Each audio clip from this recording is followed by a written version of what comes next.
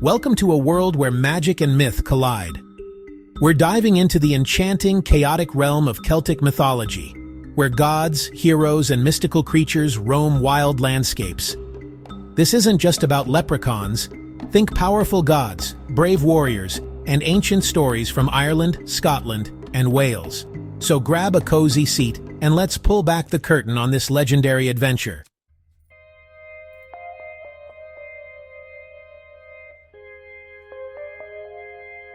Before we meet the gods, let's answer, who were the Celts? Not a single empire, but a family of tribes spread from Ireland to Turkey. They shared language, art, and wild stories, famous for intricate metalwork, swirling patterns, and fierce warriors. Their world was forests, rivers, and sacred groves. Today, their myths live on in Ireland, Wales, and beyond. And it's worth the wait. Things you only talk about at the back of the cave.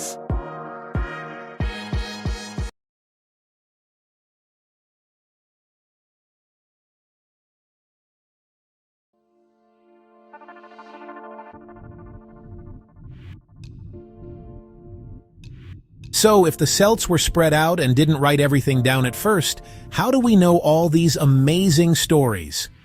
Great question. For a very long time, they didn't have books. They had something, in my opinion, even cooler: a spoken tradition. Their library wasn't made of paper and ink. It was a library of whispers, of memory, and of performance. Knowledge was a sacred trust, passed down orally from one generation to the next. The guardians of this knowledge were the Druids, who were priests, judges, and scholars, and the bards, who were professional poets and storytellers. These guys were the living, breathing hard drives of their entire culture. Imagine sitting around a roaring fire in a great hall, the shadows dancing on the walls, as a bard begins to recite an ancient epic. It wasn't just reading a story. It was an event. They would chant, sing, and perform these tales with incredible skill, making the hero's triumphs and the god's fury feel completely real. A trained bard had to memorize hundreds, if not thousands, of stories, poems, and genealogies. It was a rigorous education that took many years to complete. This oral tradition ensured that the myths were not static things, but were alive, evolving slightly with each telling while keeping their essential core intact for centuries. Things started to change with the arrival of Christianity in places like Ireland, beginning around the 5th century. You might think this would be the end of the old pagan stories, but something awesome happened instead. The early Christian monks, many of whom were converted Irish noblemen, recognized the incredible value of their own native culture. Instead of destroying the old tales, they started the monumental task of writing them down. They took the oral epics that had been recited for centuries and painstakingly copied them into beautiful, handwritten manuscripts using the Latin alphabet. They became the unlikely saviors of Celtic mythology. Now, these monks did put their own spin on things sometimes. They were writing from a Christian perspective after all. So you'll sometimes see the old gods referred to as ancient kings or powerful magicians rather than deities, a process called euhemerization. It was their way of fitting these powerful pagan narratives into their new Christian worldview. But despite these changes, the raw, wild, and magical spirit of the original myths shines through. Thanks to these scholarly monks, we have incredible collections of stories, like the Labor Gabála Érenn, the Book of Invasions, and the Ulster Cycle, which form the bedrock of our knowledge today. Irish myths are grouped into 4 epic cycles. Think of them as Ireland's mythological blockbusters. Each cycle explores a different era, from magical gods and legendary heroes to romantic warriors and ancient kings. Together, they weave a rich tapestry of Ireland's history, magic, and adventure.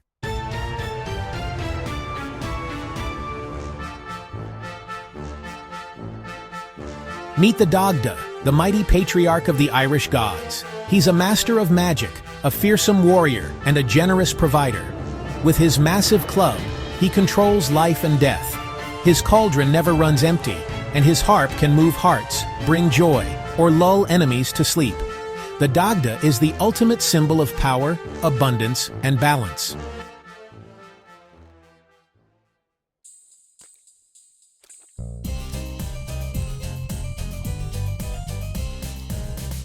Brigid stands as the Celtic goddess of inspiration, healing, and smithcraft, a true triple goddess.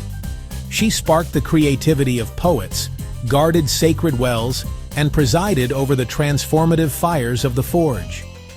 Brigid's influence touched every corner of Celtic life: art, medicine, and craftsmanship. She was the muse, the healer, and the innovator, embodying the head, heart, and hands of her people. In Brigid, the Celts found a goddess who united creativity, compassion, and skill.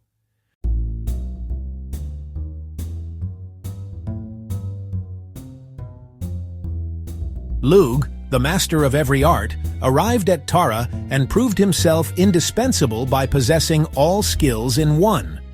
Nicknamed Samildanach, he became the Tuatha Dé Danann's ultimate leader. Lugh's legendary battle against his grandfather Balor, where he used his sling to defeat the monstrous Fomorian, turned the tide for the gods. He embodied youthful brilliance, versatility, and hope. More than just a warrior, he was a symbol of unity and civilization. The festival of Lughnasadh honored his gifts and marked the harvest. Lugh's story is one of destiny, dazzling talent, and the power of many skills combined.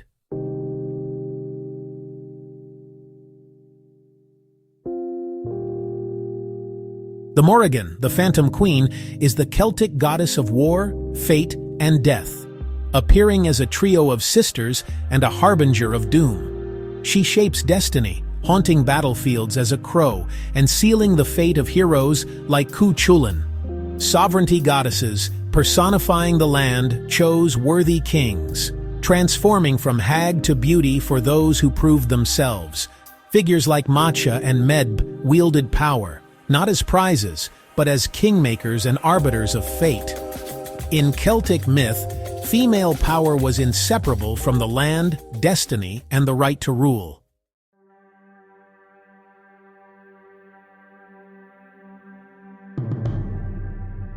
Cú Chulainn, son of Lugh, was the unstoppable hero of the Ulster cycle. Earning his name by slaying a monstrous hound, he embodied both ferocity and honor. His warp spasm transformed him into a force of destruction, feared by all. In the Táin Bó Cúailnge, he single-handedly defended Ulster against Queen Medb's army, dueling champions day after day. Cú Chulainn's legend is one of unmatched skill, loyalty, and tragic brilliance. He remains the ultimate Celtic warrior, his story echoing through the ages.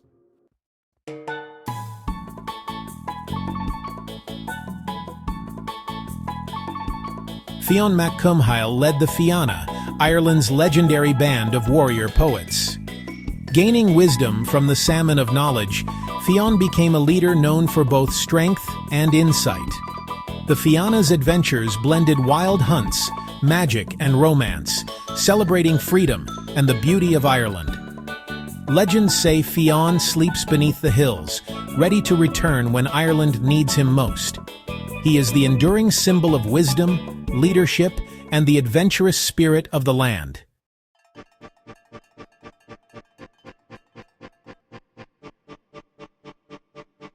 King Arthur, famous English king, right? But before Camelot, he was a Welsh hero, born from wild legends and ancient poetry. In these early tales, Arthur was a fierce Welsh warlord, leading magical warriors against monsters and invaders. Their quests were wild, hunting magical boars, raiding the otherworld. Over centuries, these stories traveled, transformed by English and French writers. But beneath the legend, the true Arthur, the magical Welsh hero, remains.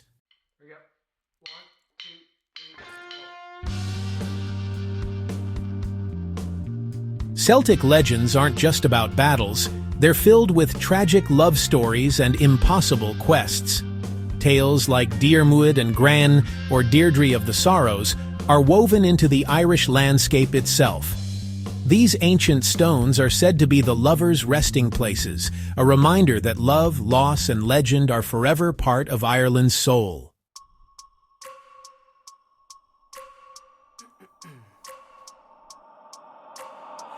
While heroes like Cú Chulainn and Fionn often take center stage, Celtic legends are filled with powerful women, queens, warriors, and sorceresses who shaped destinies. Figures like Queen Medb, a ruler in her own right, and Scathach, the legendary warrior teacher, prove women were never just bystanders. These women wielded magic, intelligence, and ambition, showing that in Celtic myth, power belonged to anyone bold enough to claim it.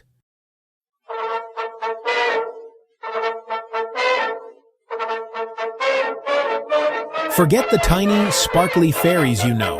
The original Fae, or Aosi, were powerful, otherworldly beings, sometimes beautiful, sometimes terrifying, living in a parallel realm just beyond ours.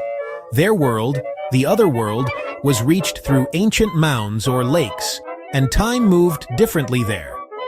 The Fae could be generous or dangerous, inspiring awe and caution. To disrespect them was to risk chaos and misfortune.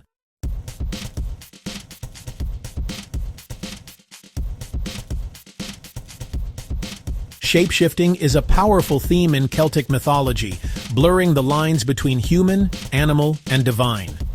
The Morrigan becomes a crow, the Puka a mischievous black horse, and Selkies transform from seals to humans. These stories reveal a world where transformation is magic and the boundaries between species are fluid. In Celtic lore, all life is connected. Magic is always just a heartbeat away.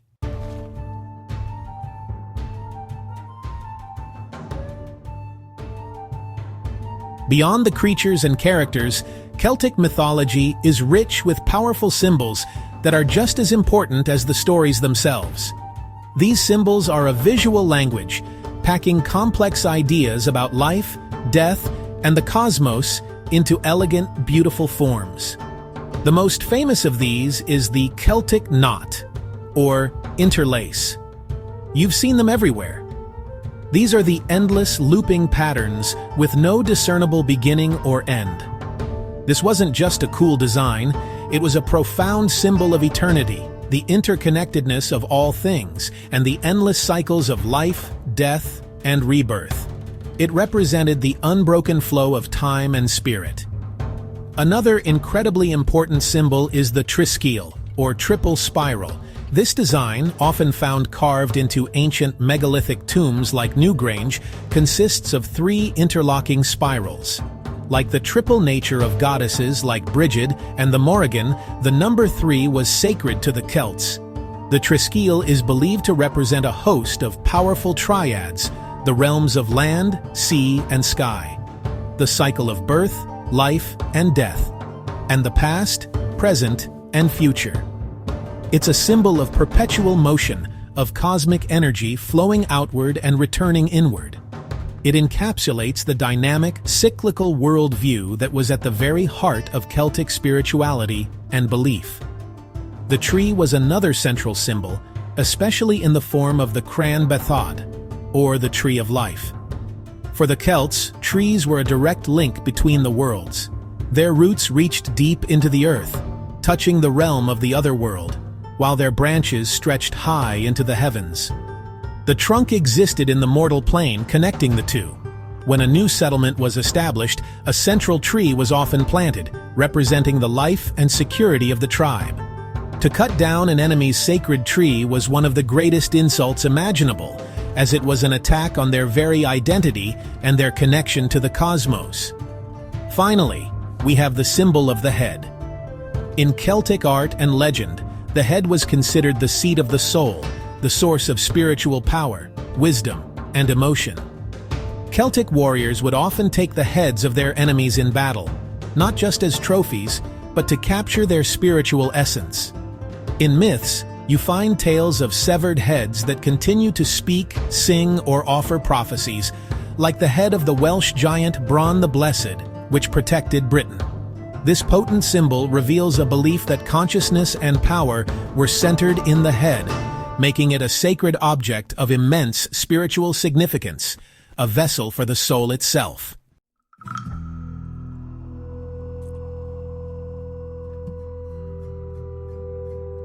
The Celtic otherworld wasn't a distant heaven or hell, but a magical realm existing alongside our own, separated by the thinnest of veils.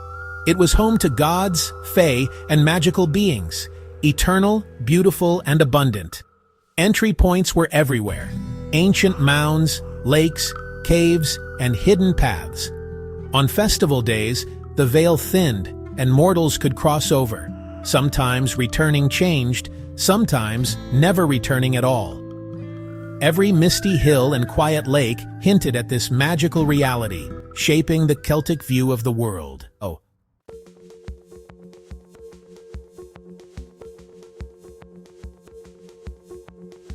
For the ancient Celts, time was a circle, seasons and celebrations repeating, mirroring nature's rhythms. Their year turned on 4 sacred fire festivals: Samhain, Imbolc, Beltane, and Lughnasadh. These marked the shifting of light and darkness, death and rebirth. Through ritual and celebration, the Celts aligned their lives with the sacred cycles of earth, sun, and moon.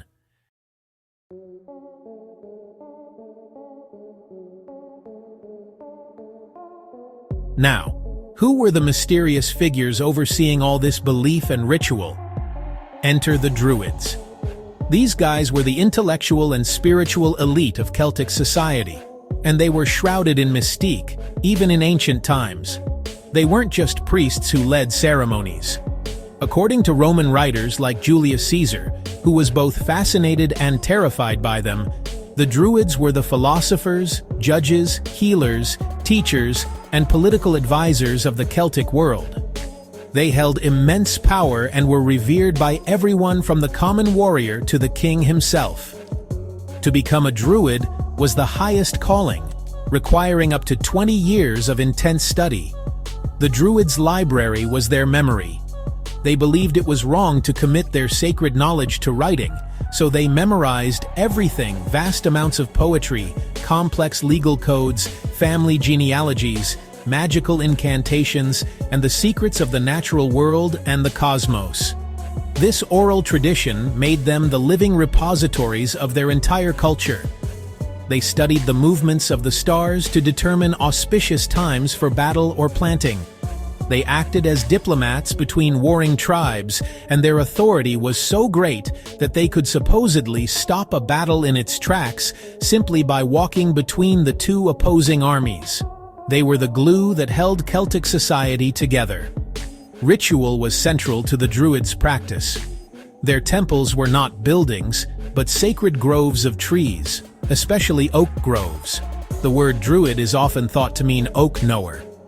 Here, they would perform their ceremonies, make offerings, and seek communion with the gods and nature spirits.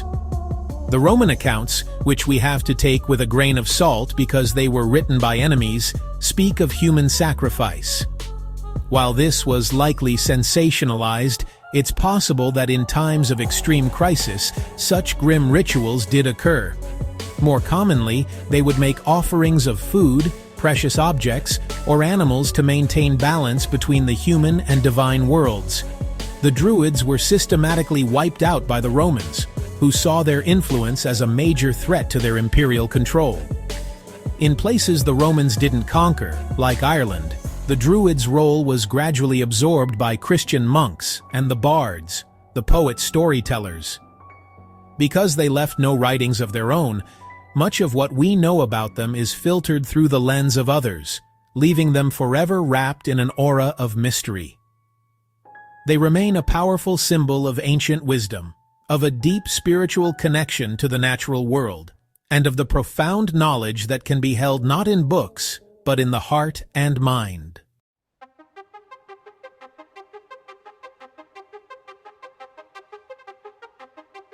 Celtic myths aren't just ancient tales. They're living legends, woven into daily life across Ireland, Scotland, and Wales. From bedtime stories to music festivals, these stories inspire artists, musicians, and dreamers everywhere. The old magic still rocks the world, connecting us to courage, wonder, and the wild spirit of the past.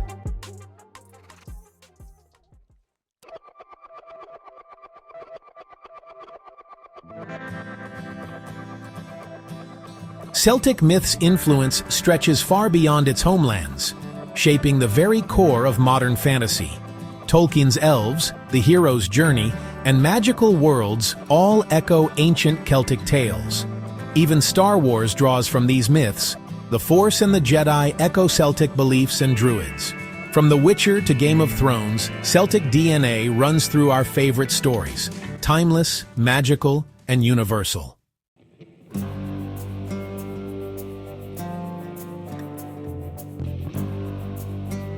Celtic myths still matter because they speak to something deep within us, reminding us the world is wild, magical, and full of wonder.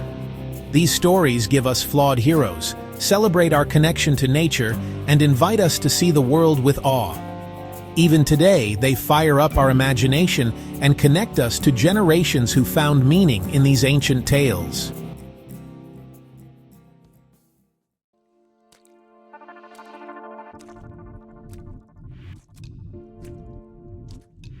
So, there you have it. From misty origins to epic battles, we've only scratched the surface of Celtic mythology. This journey was just the appetizer. Your adventure is just beginning. These stories invite you to explore, to find magic in the world around you. Be brave, be curious, and may your own story be an epic one.